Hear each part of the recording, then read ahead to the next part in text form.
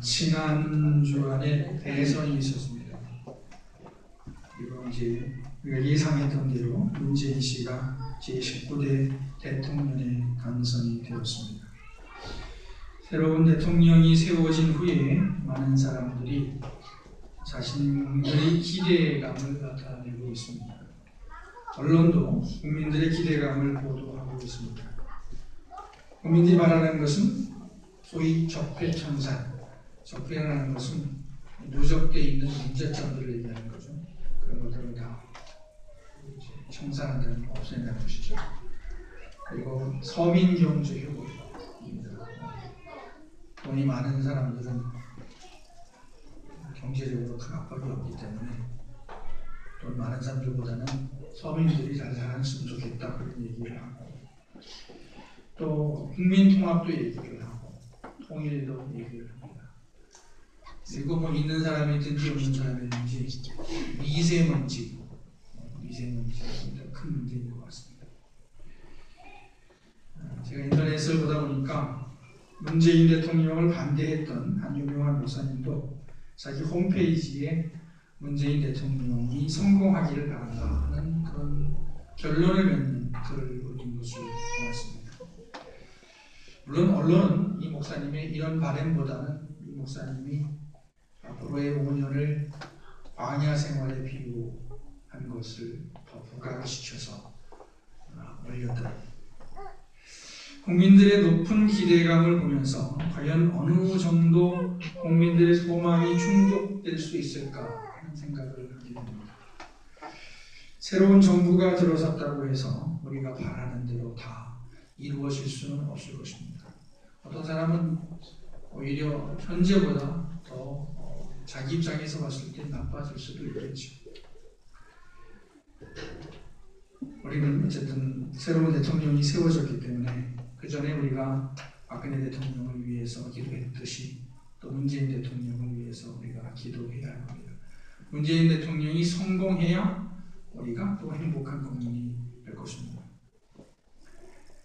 우리나라의 정치, 경제, 사회 문제를 보면서 성경은 과연 어떤 대답을 해줄 수 있을까 하는 생각을 했습니다.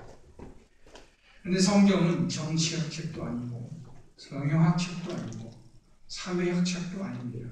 성경은 신앙적인 차원에서 우리에게 답을 제시해 주고 있습니다. 그런데 성경이 제시하는 답은 어떻게 보면 너무 단순해서 현실 문제에 대해서 구체적 대안이 되지 못하는 것 같기도 합니다. 그러나 성경 말씀은 정치나 경제나 사회나 무엇에나 적용할 수 있는 큰 원칙을 제시합니다. 가정 문제에 대해서도 성경은 대답을 제시합니다. 그 답은 바로 하나님을 경외하고 하나님의 말씀을 따르라, 하나님의 길을 가라 하는 말씀입니다. 여호와를 경외하며 그의 길을 걷는 자마다 복이 있도다. 내가 내 손이 수고한 대로 먹을 것이라. 내가 복되고 형통하리로다. 내 집 안방에 있는 아내는 결실한 포도나무 같으며 내 식탁에 둘러 앉은 자식들은 어린 감람나무 같으리로다. 성경은 우리의 구체적 삶에 별로 도움이 안 되는 것처럼 보일 수 있다고 말씀드렸는데, 성경이 우리 삶에 도움이 될 수 있는 것은 성경이 일종의 지도나 나침반 같은 역할을 하기 때문입니다. 성경은 일일이 이래라 저래라 하지 않습니다. 물론 구약의 세사법 같은 경우는 매우 구체적입니다. 그러나 성경은 우리가 매일매일 행할 바를 일일이 제시하지는 않습니다. 하나님이 개인으로 이렇게 기도의 응답이라고 할까, 영감이라고 할까, 직감 같은 걸 주셔서 지도를 해주십니다만 우리의 구체적 행동에 대해서는 이래라 저래라 이렇게 말씀하지 않습니다. 할 수가 없겠죠. 다만 원칙을 제시합니다. 그런데 우리가 성경을 읽을 때에 자칫 잘못하면 정치듯이 성경을 읽을 수가 있습니다. 주역이라는 책이 있죠. 주역이라는 책은 제가 이 책을 읽어보지는 않았는데, 이 세상이 끊임없이 변하는 이 세상의 원리를 제시한 책이라고 합니다. 그런데 주역은 점치는 책으로 알려져 있습니다. 그 요리에 따라서 점쳐서 사람들의 운명을 맞추는 그런 책으로 알려져 있습니다. 많은 그리스도인들도 성경을 주역처럼 활용하는 경우가 없지 않은 것 같습니다. 즉 자기들의 운명을 알아보고 재앙을 모면하기 위해 수단으로 사용하는 경우도 없지 않아 보입니다. 물론 성경 말씀이 우리에게 적용될 때는 구체적으로 적용됩니다. 그러나 잘못 적용하면 성경이 본래 말하고자 하는 큰 원칙을 벗어날 수가 있습니다. 따라서 그리스도인들은 성경을 읽을 때에 성경의 큰 원칙을 생각하고 성경을 잘못 해석하지 않도록 조심해야 합니다. 우리들의 가정이 복을 받을 수 있는 비결은 바로 하나님을 경외하고 그 말씀에 순종하는 것입니다. 하나님을 경외하는 마음은 인생의 큰 방향을 잡는 것과 같습니다. 앞으로는 자율자동차가 나온다고 하죠. 지금 시험 운행 중에 있습니다. 목적지만 입력하면 됩니다. 번지수를 치는 거예요. 내가 부산을 간다, 강주를 간다 그러면 1번지다 그러면 1번지를 쳐놓으면 입력해 놓으면 그 자동차가 앞으로 알아서 가는 겁니다. 그러니까 앞으로는 운전면허를 굳이 따지 않아도 될 수 있을지 모르겠어요. 운전면허는 좀 있어야겠죠. 왜냐하면 비상사태가 있으니까. 하나님을 경외하는 것은 마치 자율자동차의 최종 목적지를 입력하는 것과 같습니다. 하나님을 경외하고 하나님 말씀에 순종한다는 것은 큰 원칙만 세우면 최종적으로 복된 가정이 이길 것입니다. 물론 왔다 갔다 하겠죠. 오늘 권사님도 그런 내용의 기도를 하셨는데 그래도 큰 방향이 잡히면 좀 탈선했다가 다시 갈 수 있게 될 것입니다. 복된 가정이라고 했는데 이때 복은 행복을 의미해야 한다고 봐야 할 것 같습니다. 일반적으로 복하면 건강, 물질, 인간관계 등을 생각할 수 있습니다. 그리고 오늘 말씀도 사실 그런 차원의 말씀, 복을 말씀하고 있습니다. 그런데 아무리 이런 복을 가지고 있다 하더라도 그것을 느낄 수 있는 능력이 없으면 그것은 복이 되지 않기 때문에 복된 가정이 된다고 했을 때에 복은 행복이라고 봐야 할 것 같습니다. 어떤 사람은 잔뜩 가지고 있는데 불행합니다. 어떤 사람은 그렇게 많이 가지고 있지 않은데 행복을 느낍니다. 물론 너무 주관적이라고 비판할 수 있겠습니다만 주관적인 면이 분명히 있기 때문에 이 복이라는 것은 행복이라고 해야 될 것 같습니다. 물론 성경이 복되다고 했을 때 건강이나 물질이 없어도 된다는 말은 아닙니다. 우리는 몸을 가지고 있고 우리 몸은 물질로 이루어져 있기 때문에 반드시 물질이 필요합니다. 그리고 우리 몸은 또 다시 물질로 돌아가게 되죠. 다만 복으로 느낄 수 없다면 그것은 복이 아니기 때문에 성경이 말하는 복은 행복 쪽에 가깝습니다. 복된 가정은 하나님을 경외하고 하나님 말씀에 순종하는 가정입니다. 하나님의 말씀이 중요합니다. 그리고 성경 말씀은 공인된 하나님의 말씀입니다. 하나님의 말씀 그러면 이렇게 설교 시간에 선포되는 말씀도 하나님의 말씀. 개인적으로 하나님이 주시는 말씀도 하나님의 말씀으로 볼 수 있고 예수님이 하나님의 말씀이라고 해석되고요. 하나님 자신이 하나님의 말씀이라고 할 수 있는데 성경 말씀은 공인된 하나님의 말씀입니다. 안전한 하나님의 말씀입니다. 그리스도인들은 성경 말씀을 가까이 하고 말씀을 기준으로 생활해야 합니다. 그리스도인들은 성경적 세계관을 가지고 있어야 됩니다. 세계관이라는 것은 세상을 보는 눈입니다. 사람들이 세상을 볼 수 있는 것은 사람들이 세상을 볼 때 모두 똑같이 보는 것 같지만 그렇지가 않습니다. 사람들은 자기 나름대로의 눈을 가지고 세상을 봅니다.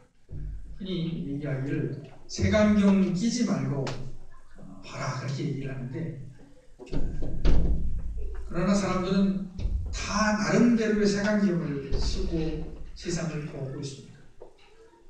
어떻게 보면 인식론적으로 봤을 때 우리가 색안경을 쓰지 않으면 볼 수가 없다고 합니다. 옛날부터 우리나라 사람들은 불교나 유교의 영향을 크게 받아서 우리 그리스도인들까지도 불교적 세계관이나 유교적 세계관을 가지고 있습니다. 물론 불교나 은교에서도 배울 것이 많이 있습니다. 그러나 우리 그리스도인들은 기본적으로 성경적 세계관을 가질 수 있습니다. 하나님이 세상을 창조하시고 다스리신다는 사실을 기억해야 합니다. 또 하나님은 공의와 사랑의 하나님이라는 사실을 기억해야 합니다. 하나님은 고아와 과부를 긍휼히 여기시고 억압된 자를 해방시키시며 자기를 바라는 자들에게 자비와 기적을 베푸신다는 사실을 기억해야 됩니다. 또 하나님은 우리 주 예수 그리스도의 하나님이시라는 사실을 기억해야 합니다. 제가 기억한다는 말씀을 드렸는데 성경적으로 볼 때 기억한다는 것이 아주 중요합니다. 그러니까 성경에서 기억한다는 표현이 중요하다는 것을 어디서 깨달았냐면 우리 교회에 와서야 알았습니다. 제가 우리 교회 오기 전에 20년 이상, 한 25년 정도 예수를 믿고 또 전도자도 하고 목사도 하고 그랬는데 담임 목사 하면서 기억한다는 표현의 중요성을 알았어요. 기억한다는 것이 매우 중요합니다. 왜냐하면 기억한다는 것은 어떤 생각을 갖고 그 생각대로 생각하는 것을 말하기 때문입니다. 우리는 매주일, 저 같은 경우는 매일 신앙 고백을 하게 됩니다. 그렇죠? 새벽기도 하니까. 그리고 또 주일 예배를 드리고 하니까 매주 신앙 고백을 해요. 그러면서 천지를 창조하신 하나님을 고백을 합니다. 근데 우리가 천지를 창조하신 하나님을 기억할 수 있다고 하면 큰 어려움 가운데서도 우리가 소망을 가질 수가 있겠죠. 그리고 천지를 지으신 하나님을 기억한다고 하면 이 세상이 돌아가는 것이 그냥 우연이 아니라 내 마음대로가 아니라 하나님의 질서와 하나님의 뜻이 있고 하나님의 역사가 있다는 것을 알 수가 있을 것입니다. 그러나 기억하지 못한다면 매일 고백해도 소용이 없을 것입니다. 그러니까 기억하는 것이 중요하고, 그러니까 말씀이 중요하고, 그러니까 우리가 조용히 기도하는 것이 중요합니다. 성경적 세계관을 가지고 또 매일매일 성경 말씀을 묵상하는 것이 중요합니다. 묵상하면은 우리가 가만히 생각하는 것만 생각하잖아요. 근데 묵상의 원래 뜻은 읊조린다라는 뜻이라고 합니다. 읊조린다. 읊조리는 것은 약간 중얼중얼하는 거죠. 그렇죠? 중얼중얼. 그래서 여호와는 나의 목자시니 내게 부족함이 없습니다. 하면서 여호와는 나의 목자시니 내게 부족함이 없습니다. 이렇게 하루 종일 중얼중얼하면서 그 말씀의 뜻을 생각하는 것, 그리고 내 삶과 적용시켜보는, 삶에 적용시켜보는 것, 하나님을 생각하는 것, 그것이 바로 묵상하는 것입니다. 그러니까 우리는 아침에 성경을 읽고 그 말씀을 하루 종일 중얼중얼하면서 그 뜻을 생각해야 됩니다. 그러면 복된 가정을 이룰 수 있다는 말입니다. 유대인들은 하루에 3번 기도하죠. 유대인들이 3번 기도하니까 이슬람 교도들은 거기다가 2번 더 보태면서 자기들은 5번 합니다. 우리 그리스도인들은 3번 기도할 기회가 있죠. 언제 기회가 있죠? 식기도할 때. 우리 식기도할 때 저도 그렇지만 그냥 기도를 하는 건지 뭘 하는 건지 모르게 꾹뻑 그리고 밥 먹고 꾹뻑 그리고 밥 먹지 마시고 하루에 3번 묵상하는 시간 잠깐이라도 가지면 좋을 것 같습니다. 나라 차원에서도 그렇고 개인 차원에서도 그렇고 또 가정 차원에서도 복되기 위해서는, 행복하기 위해서는 하나님을 경외하고 하나님 말씀을 가까이 해야 합니다. 부모를 모실 때도 하나님 말씀을 근거로 해서 모시고, 자식을 키울 때도 하나님 말씀을 근거로 해서 자식을 키우고, 교회 생활할 때도 하나님 말씀을 근거로 해서 교회 생활하고, 직장 생활할 때도 하나님 말씀을 근거로 해서 직장 생활하고, 이렇게 항상 언제든지 말씀이 기준이 되어서 살 때에 우리 개인도 그렇고 가정도 그렇고 국가도 복될 수가 있다 하는 것입니다. 하나님을 기쁘시게 하는 사람에게는 복이 따라다니게 될 것입니다. 아멘. 특별히 복을 구하지 않아도 복을 받게 될 것입니다. 물론 복도 구하시기 바랍니다. 복도 구하시기 바랍니다. 저도 요즘에 핸드폰에다가 음악을 일어날 때 듣는 음악을 받고 나서 오늘은 반드시 내가 너를 축복하리라 그 찬양을 바꿔서 하나님 나에게 반드시 도움 주십시오 하는 마음으로 깔아놨습니다. 이렇게 구하는 것은 좋은데 그러나 우리가 하나님을 기쁘시기만 하면 그냥 복을 받게 될 것입니다. 아멘. 우리 주양교회 교우들 개인과 가정은 모두 하나님을 경외하시고 하나님 말씀을 가까이 하시고 또 순종하셔서 많은 복이 주양교회 교우들 가정들을 따라올 수 있게 되기를 축원합니다. 아멘.